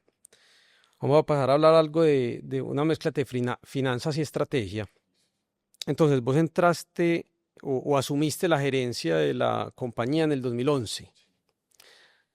A hoy las ventas se han multiplicado más o menos por 15, pero la utilidad se ha multiplicado por 20 veces. ¿Cómo han logrado eso? Yo creo que ha sido el resultado de pues un equipo extraordinario, Daniel. Te digo que si hay algo que a mí me sobrecoge, pues, es la calidad del equipo que hemos logrado armar. Es un equipo de personas y unos talentos extraordinarios, extraordinarios. Em, Ese es, yo creo que lo primero. Y las premisas detrás. Entonces, ¿cuál es la premisa? Eh, Nos gustan, primero, negocios de largo plazo. y para uno tener negocios de largo plazo tiene que ser supremamente confiable, y para usted ser supremamente confiable tiene que ser transparente, responsable, que cuenten con uno, decir cuando uno se equivoca, hey, me equivoqué en esto, cuidado con esto, o sea, ser responsable, ¿cierto? Responder. Para poder jugar ese juego largo. Entonces lo primero es eso, nosotros jamás estamos como en una lógica de maximice el corto plazo. Esa pelea la tuvimos muchas veces filosóficamente con una banca de inversión, porque dices que usted puede maximizar, sí, pero nos perdemos la posibilidad o quemaríamos la opción de poder lograr esto y esto y esto después en 2 o 3 o 4 o 5 años. Entonces vamos a hacerlo de esta manera. No quiere decir que me estuvieran sugiriendo algo que no es, sino que es una No, mirada distinta. pero lo voy a complementar porque al final los financieros tenemos métricas muy cortoplacistas. Sí, Y es, a ver, uno al EBITDA llega muy fácil, entre comillas, y es, yo saco gente claro, y llego al EBITDA, total, pero me puedo tirar la estrategia de la compañía. así es. Entonces digamos que el financiero es muy importante, pero siempre al lado tiene que tener a una estratega que le esté diciendo, ojo, ojo, que es que con esa decisión me estás tocando la estrategia. Entonces, Exactamente. al final, y no, digamos, no me da pena decirlo porque yo creo que eran conversaciones que generaban mucho valor en que cuestionábamos y vos y tu equipo nos aterriza y nos decían, no, espera un momentico, que es que eso mañana la estrategia no es de este año, pero posiblemente en 5 años sí. Así es. Y eso de hecho, Daniel, me gusta mucho que menciones eso, porque estamos ahora, en este momento estamos en conversación permanente en donde queremos resaltar mucho al interior de la organización un concepto que se llama el Polarity Management, que es como la administración de la polaridad. Y la lógica de la administración de la polaridad es que esa visión financiera que nos dice, y vení, pero contrastada con esta otra que dice, pero vení, que es que aquí hay una cosa, lo que sale de ahí es superior a lo que entra. O sea, Ok, claramente la visión del estratega sola no va a generar el mejor impacto y la financiera sola tampoco. Entonces, digamos que la administración de la polaridad. Y nos estamos siendo muy conscientes de eso. Y de hecho, cuando no tenemos esa polaridad, tratamos como de meter a alguien a decirle, bueno, a ver, pongas el otro sombrero a ver qué sale de ahí porque nos toca. El chispazo. Necesitamos el chispazo para que efectivamente eso salga algo mejor. Entonces, volviendo a las premisas, creo que una premisa de juego largo es muy importante, una premisa de mucha curiosidad, Daniel. No nos sentimos, o sea, nos sentimos muy bien de decimos que somos una organización súper nerda, pero nerdos, somos lectores, curiosos. Hay como una competencia sana al interior de quién trae la idea nueva y quién leyó un libro que puede ser pertinente y venga a ver cómo lo aplicamos y cómo... creo que éramos mucho más pegados a la teoría antes, cada vez más nos hemos ganado como una confianza entre nosotros de venga, todas las teorías son súper buenas, pero vamos a acomodarlas a nuestra manera y nuestra lógica de cómo queremos aplicarlo, o sea, vamos a adaptarlo a la lógica nuestra, a la que nos sirve, nosotros ya sabemos qué nos sirve y qué no, o el sistema de la organización que es biológico, que va a generar un sistema inmune en donde usted no va a ser capaz de meterlo, ya sabemos, hey, no hagamos eso, que eso no nos va a funcionar. Entonces yo creo que ahí la experiencia también ayuda mucho, o sea, como ese recorrido de hablar abiertamente, esto sirvió, esto no sirvió, aquí nos equivocamos, aquí la embarramos, aquí perdimos plata, aquí.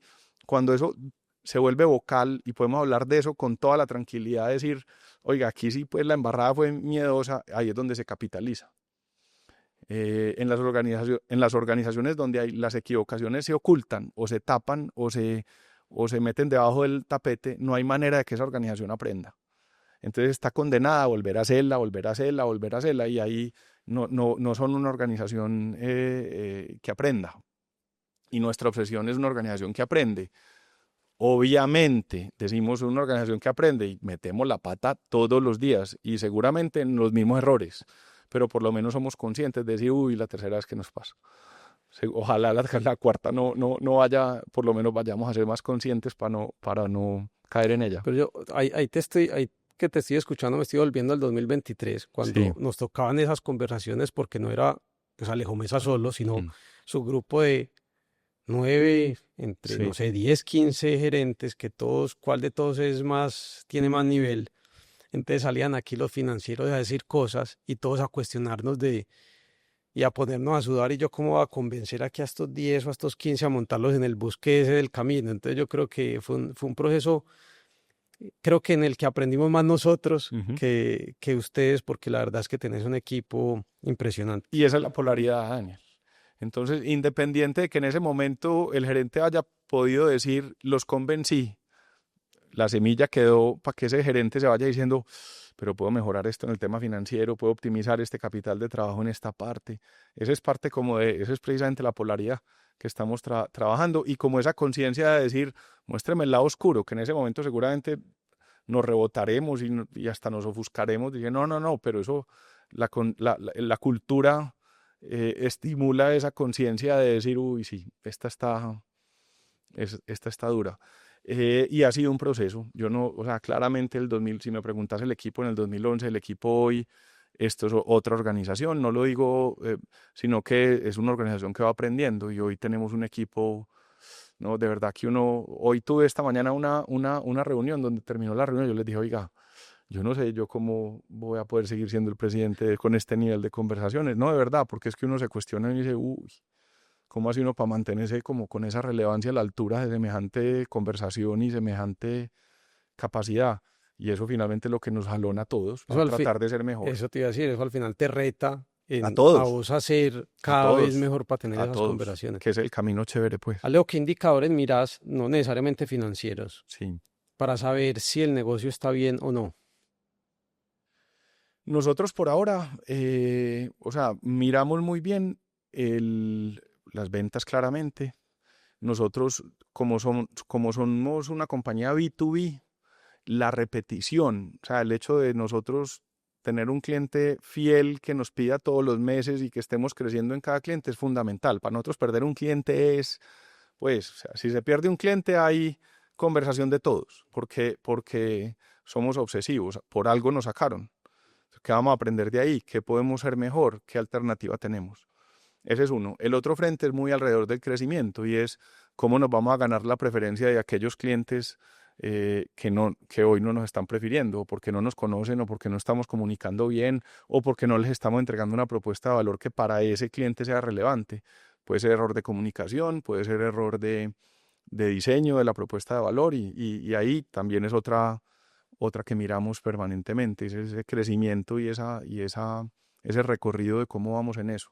Miramos muchísimo el avance de las capacidades organizacionales porque esa es la materia prima para poder hacer ese despliegue de propuestas de valor. Entonces ahí invertimos también mucho tiempo y tratamos de ser juiciosos pues en los temas financieros, ¿cierto? Entonces capital de trabajo, el tema de cartera, el tema de inventarios, las cuentas por pagar a nuestros proveedores. Entonces somos muy juiciosos. Yo creo que somos una compañía que hace la tarea pues de manejar esas palancas de manera muy ortodoxa. Ok.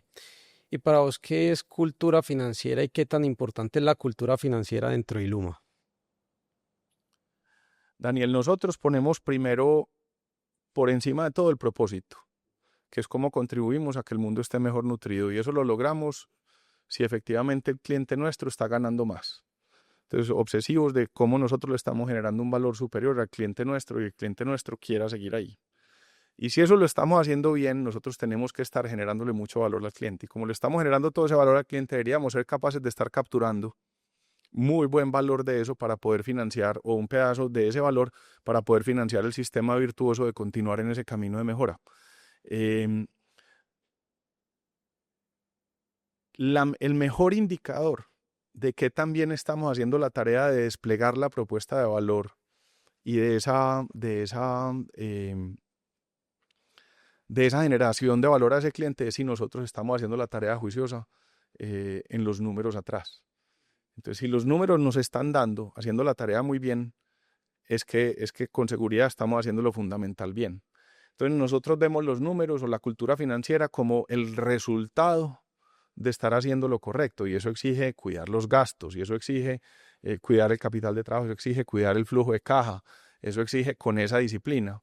No por la obsesividad es que yo quiero el número, sino que no hay mejor indicador de un sistema complejo como es una empresa que los números financieros. No hay mejor indicador.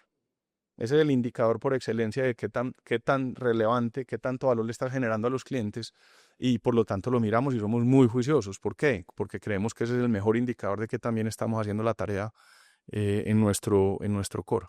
Está muy buena esa visión, Alejo. Ahí mencionaste, ahí que mencionamos cultura, y Luma es una alianza que ha hecho varias adquisiciones. Y el año pasado hizo una muy importante, que es la de Anitox, que esa la mencionamos y fue por allá en el 97, que desde el 97 la están viendo. Y es el tema de la cultura. O sea, cómo mantenés una cultura cuando ha entrado a la compañía otras adquisiciones que vienen con otra cultura. O sea, cómo mantienes eso. Y voy a agregarle algo y es, Iluma es una empresa nice. Y esa empresa nice eh, también exige mucho. Entonces, ¿cómo combinas, cómo mantienes la cultura y cómo sostenes una cultura de una empresa nice, pero que exige mucho? Listo. Buenísima esa pregunta, Daniel. Te lo voy a responder como en tres pedazos. Entonces, el primer pedazo de cómo conservamos esa cultura, no tenemos el manual, porque hemos hecho de todo. O sea, bueno, malo, regular, y volvemos a ser malo, y después volvemos y nos sale bien, y, o sea, ahí no hemos podido encontrar la fórmula. Que hoy, digamos, en qué conciencia, en qué conversación estamos, por ejemplo, con Anitox, que fue pues una compañía muy grande, muy exitosa, con presencia en todo el mundo. Eh, Nosotros lo que queríamos aplicar ahí la lógica, porque era una apuesta pues muy grande, entonces no podíamos correr muchos riesgos. Si fuera una bien pequeña, pues no pasa nada si corremos el riesgo y eso lo vamos y lo resolvemos. Pero en este no. Aplicamos como una premisa que tienen los médicos y es no haga daño. Cualquier cosa que usted haga, no haga daño. O sea, como dicen los americanos, do not harm, ¿cierto? No haga daño. Entonces, cuando encontramos esta compañía, esta es una compañía que venía de un private equity muy bien operada desde la eficiencia, muy bien operada, o sea, es un reloj. Dijimos, esto no lo vamos a tocar, a menos que tengamos unas hipótesis muy claras de dónde efectivamente podemos y esperar que el sistema biológico vaya mostrándonos si efectivamente es por ahí o no. Y en conversaciones con un equipo que continuó, porque nosotros mantuvimos todo, o sea, el equipo de líderes, el CEO, los líderes de Europa, los líderes de Asia, todo, o sea, no cambiamos a nadie. Em, Uno diría, uy, lo óptimo hubiera sido brincar y venga a ver y nos ahorramos aquí de todo. Dijimos, no la vamos a tocar. Y lo que ha pasado en los últimos meses es que ya son ellos los que dicen, hey, esta capacidad nos sirve un montón, esta otra capacidad nos sirve un montón. Entonces es como yo diría, es una adquisición como inversa. O sea, están Exacto, entonces pidiendo, eso es dame. ir metiendo eso muy biológicamente y entonces ellos van viendo el tipo de conversaciones y los frames de conversación que tenemos cada mes. Entonces este es el espíritu y este es como el primer nivel de primer orden, y el primer orden es el why o el para qué, y el para qué es: queremos jugar juego largo, no maximizar el corto plazo y no juego largo, ser muy valiosos para los clientes nuestros y cuidar las relaciones. O sea, empieza uno a armar eso y eso ya les da a ellos un marco y ellos dicen, uy, esto está muy chévere, esto nos sirve, entonces venga a ver. Entonces ha sido como una medio viral el tema y como ir entrando poco a poco y que ellos sean los que van jalando, no forzado, no digamos que planeación central y ejecútese, y no, eso no nos ha funcionado muy bien. Cuando lo hemos hecho, nos hemos tirado, o sea, casi que lo que hacemos eso, hacemos el daño y nos toca después, oiga, venga, replieguese y deje que eso más o menos medio se organice y ya el daño quedó hecho. Entonces, te dije que te iba a hacer te iba a dar tres respuestas. Entonces, esa es la primera. La segunda, eh,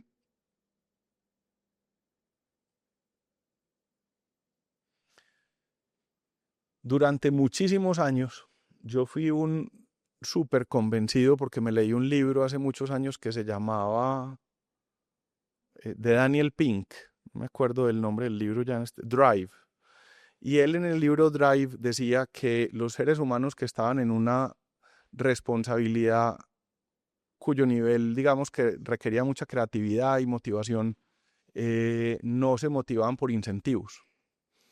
Y yo compré esa fórmula completa. Yo dije, total, o sea, nosotros somos responsables de lo que hacemos y vamos a obrar de esa manera desde la conciencia. Y durante muchos años me lo dijo todo el mundo. Yo decía, no, hombre, nosotros seguimos este tema: autonomía, maestría y propósito. Son los tres grandes motivadores de hoy, para los jóvenes de hoy, para los líderes de hoy. Los incentivos no sirven.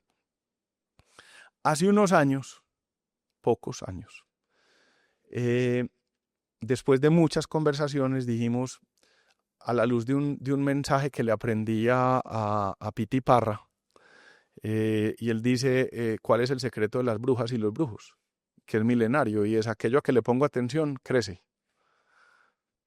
Y es verdad, usted empieza a preguntar por un indicador y eso empieza a mejorar. ¿Por qué? Pero Nadie sabe, mejora. pero mejora.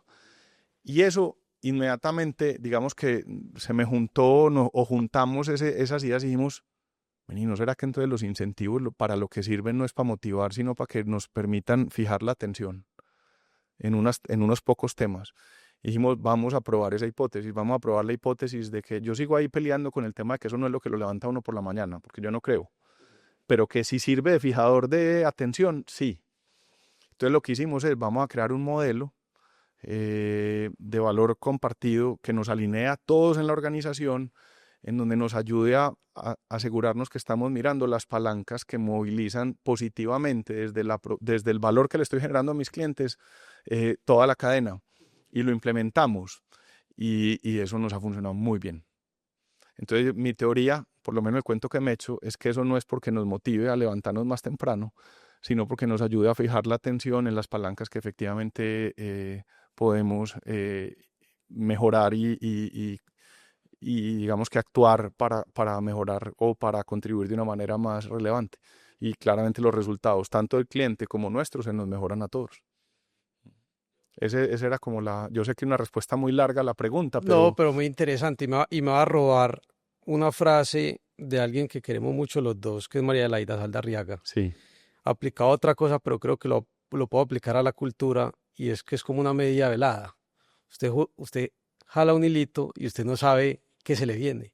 Pues dice, no, va a hacer este cambio, y puede ser que eso pequeño que usted creía se le venga con la transformación de la cultura. Y al final en M&A o en compra y venta de compañías, en fusiones y adquisiciones, por la cultura es por la que no se dan esas claro, integraciones. total. Entonces digamos que es muy importante lo que has hecho con todo tu equipo en todos estos años.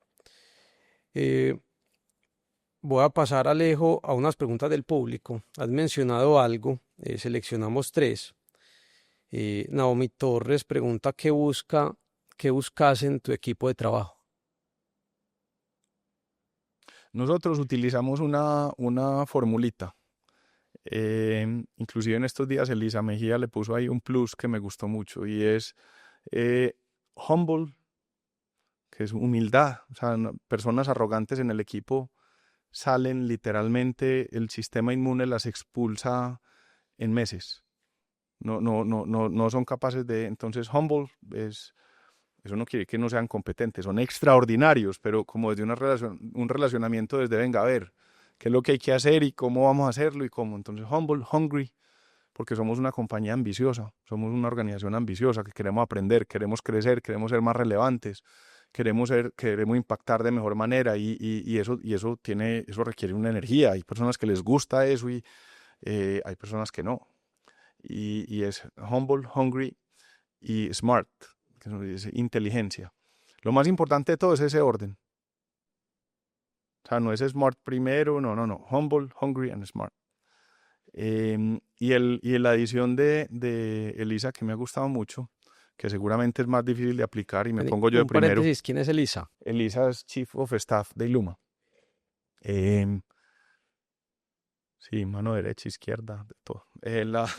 No solamente mío, sino hay un montón en el equipo. La que me ayude para preparar Ah, este ok. guión. Bueno, ya más o menos, vos sabes cómo es eso. Es sin drama, no drama. Humble, hungry and smart, no drama. Porque es que el drama es muy bravo. O sea, el drama, cuando hay personas dramáticas y le meten drama al tema, eso es un dren de energía miedoso. O sea, eso afecta a su alrededor, afecta entonces personas que sean muy capaces de autoobservarse y hacerse cargo. No quiere decir que no tengamos días malos, claro, es mejor dicho, día por medio, pero por lo menos que uno sea consciente de, bueno, aquí no puedo quitar gasolina, venga, yo entonces me aparto y me voy y vuelvo cuando esté más tranquilo, pero como esa conciencia. No es tan fácil, ese último no es tan fácil.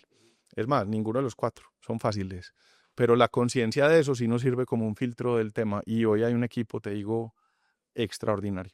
Pero ese último no es tan fácil. y le toca a uno vivirlo en muchas organizaciones. Sagudelo M pregunta qué hábitos considera clave para su éxito como líder empresarial. Ya sé por dónde va tu respuesta. Pues éxito, yo no sé qué es éxito. La definición de éxito a mí no me, no, no, yo creo que soy una persona que me gusta lo que hago, tratando de ser mejor todos los días, contribuyendo desde mi capacidad en lo que puedo contribuir. Entonces cuando a mí me dicen que sí éxito, yo creo que el éxito es súper relativo y cada quien lo pondrá. Yo no me considero así, pero está bien. Líder empresarial, pues por el rol que tengo al interior de Luma, tengo el rol de poder ser la mejor versión mía para poder acompañar a unos líderes que son significativamente mejores que yo. Entonces finalmente es como venga a ver cómo uno balancea y cómo está uno para acompañar eso y cómo empieza uno a intervenir de manera mínima, temas donde uno diga que hay que organizar. Em, Dos hábitos que me hayan servido muchísimo, o tres o cuatro. Me ha servido mucho leer, de todo, mucho. Me ha servido mucho leer. Me ha servido mucho recientemente dormir 7 horas, un montón. Me ha servido mucho no tomar licor, un montón me ha servido. Me ha servido mucho la alimentación que hago. Yo hago bajo carbohidrato y me ha servido un montón para un montón de temas míos personales y eso lo hago desde hace 16 años. Me ha servido mucho tratar de romper hábitos que considero negativos. Una vez los identifico, trato de romperlos. Entonces llevo 16 años sin tomarme una Coca-Cola, por ejemplo. Que no me maten aquí los de Coca-Cola. Tomo mucha, mentiras, Bretaña. Y soda también. Eh, pero llevo 16 años y me tomaba 15 diarias, pues. No era... Y entonces empiezan a identificar qué hábitos son hábitos que empiezan a uno a quitarle y entonces tratar de cambiarlos. Eso me ha servido, eso me ha servido. Me ha servido hacerme siempre la pregunta de cómo sí, no explicar por qué no, sino es cómo sí, y si al final le oí en estos días una frase muy chévere a Ani Martínez, que es compañera en el Consejo de Libertank, que el papá le decía a ella, nunca diga no se puede, diga no se pudo. Me la robé de una, dije esta, pero total, porque eso nos define es el cómo sí, y al final es inténtelo, aprender haciendo, hágalo. Y esta frase que voy a decir es de una tía abuela, no me acuerdo de ello, no tengo la memoria, pero la he oído desde que tenía, pues, cuando te contaba en ese periodo, y es el universo no premia, el universo premia la acción, no el pensamiento. Ujú. Actúe, o sea, piense, pero pues actúe, porque si no se queda uno ahí rumiando. Es mejor hecho que perfecto. Sí, entonces sí, una respuesta pues muy larga, no Sí, sé si era lo pero que se estaba, es no, cosas que me han servido, pues esa respuesta está muy buena, pero te voy a hacer un comentario y es que yo creo que a veces vos te minimizas mucho en el poder positivo que tienen tus palabras en tu equipo de trabajo y en los que hemos trabajado con vos. O sea, vos, que vos decís, no, yo no soy un líder. No, no, Alejo, vos sí sos un líder y un líder demasiado positivo.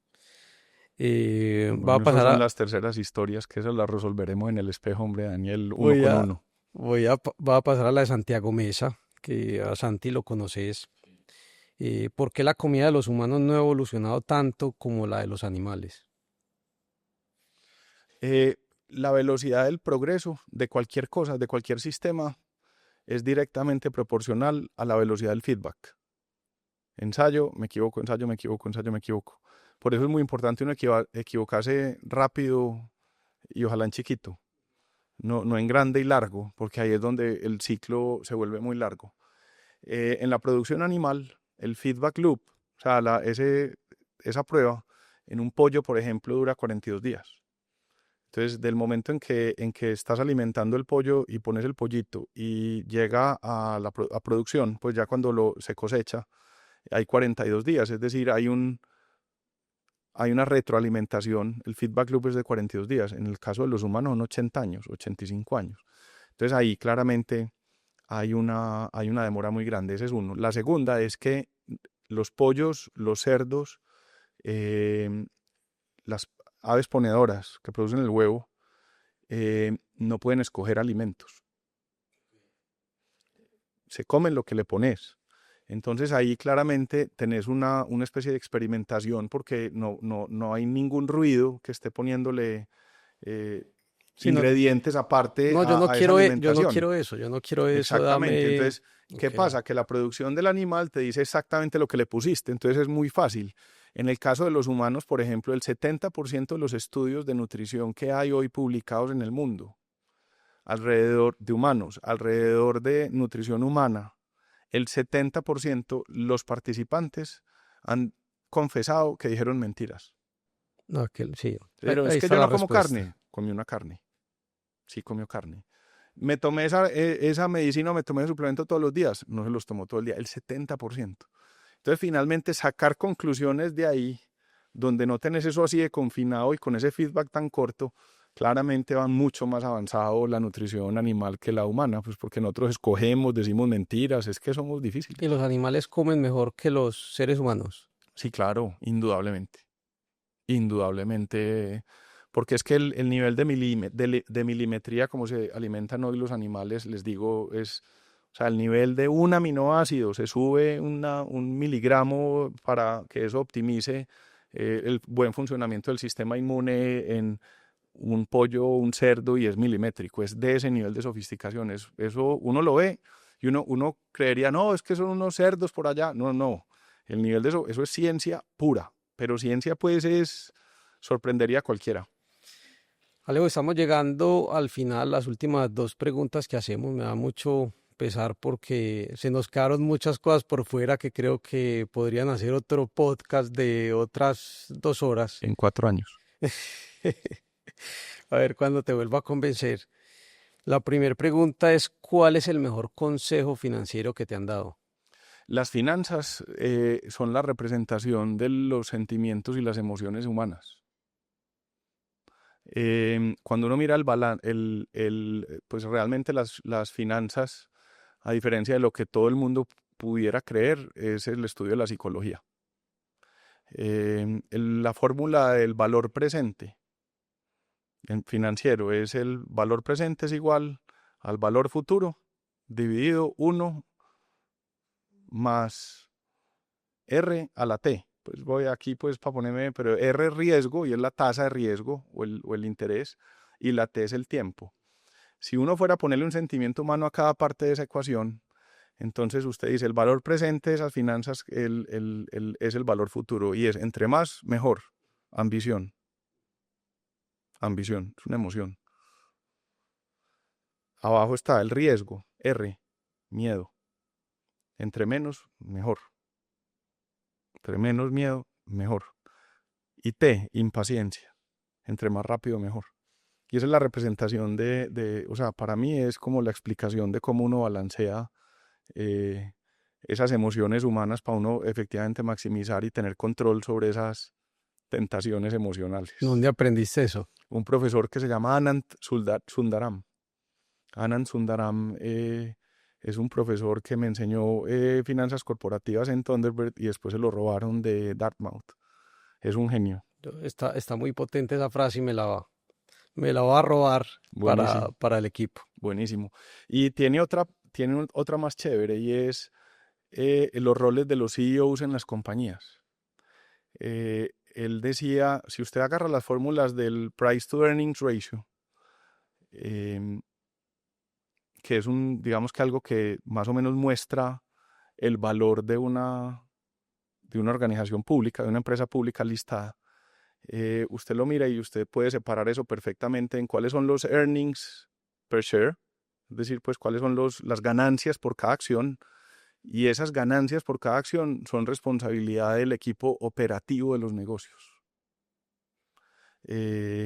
Maximice, optimice el valor del cliente y asegúrese que usted está capturando parte de ese valor y esa es la obsesión. Entonces, es decir, es el rol.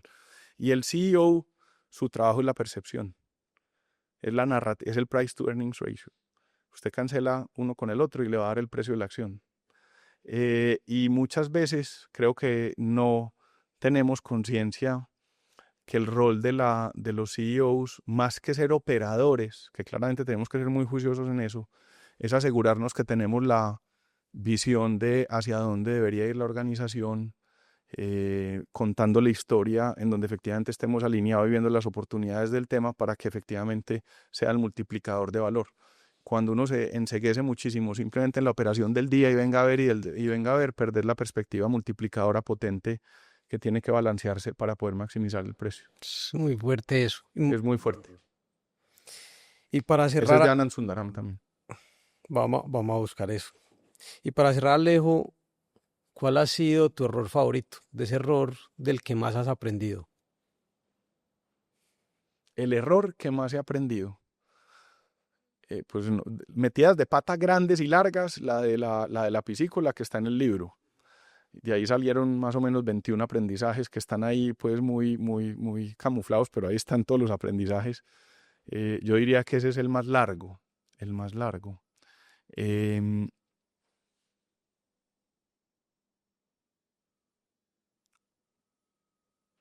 Que otros, es que uno pues uno hace uno diariamente, pues entonces no te sabría como, yo creo que ese es como el más largo y por lo tanto es el que más tengo presente.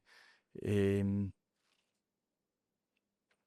cuando no he escuchado en algunos momentos como la intuición que me dice eso no es ahí, eso no es ahí, y uno lo ignora porque vienen unos expertos y uno dice, ah, no, venga, entonces me subordino mi criterio a una teoría porque está publicada en un libro o algo. Ese es un error que cometí mucho. Creo que cada vez he tratado de por lo menos ser más consciente. Claramente le doy la dignidad y la fuerza y la majestad a esos conceptos porque hay mucha virtud detrás o mucho valor, pero sí los filtro mucho más, los descuento mucho más, les pongo una tasa de descuento mucho más alta a muchos de esos conceptos y trato como de crear bueno, con el equipo tratamos de construir algo que sea mucho más nuestro, menos externo.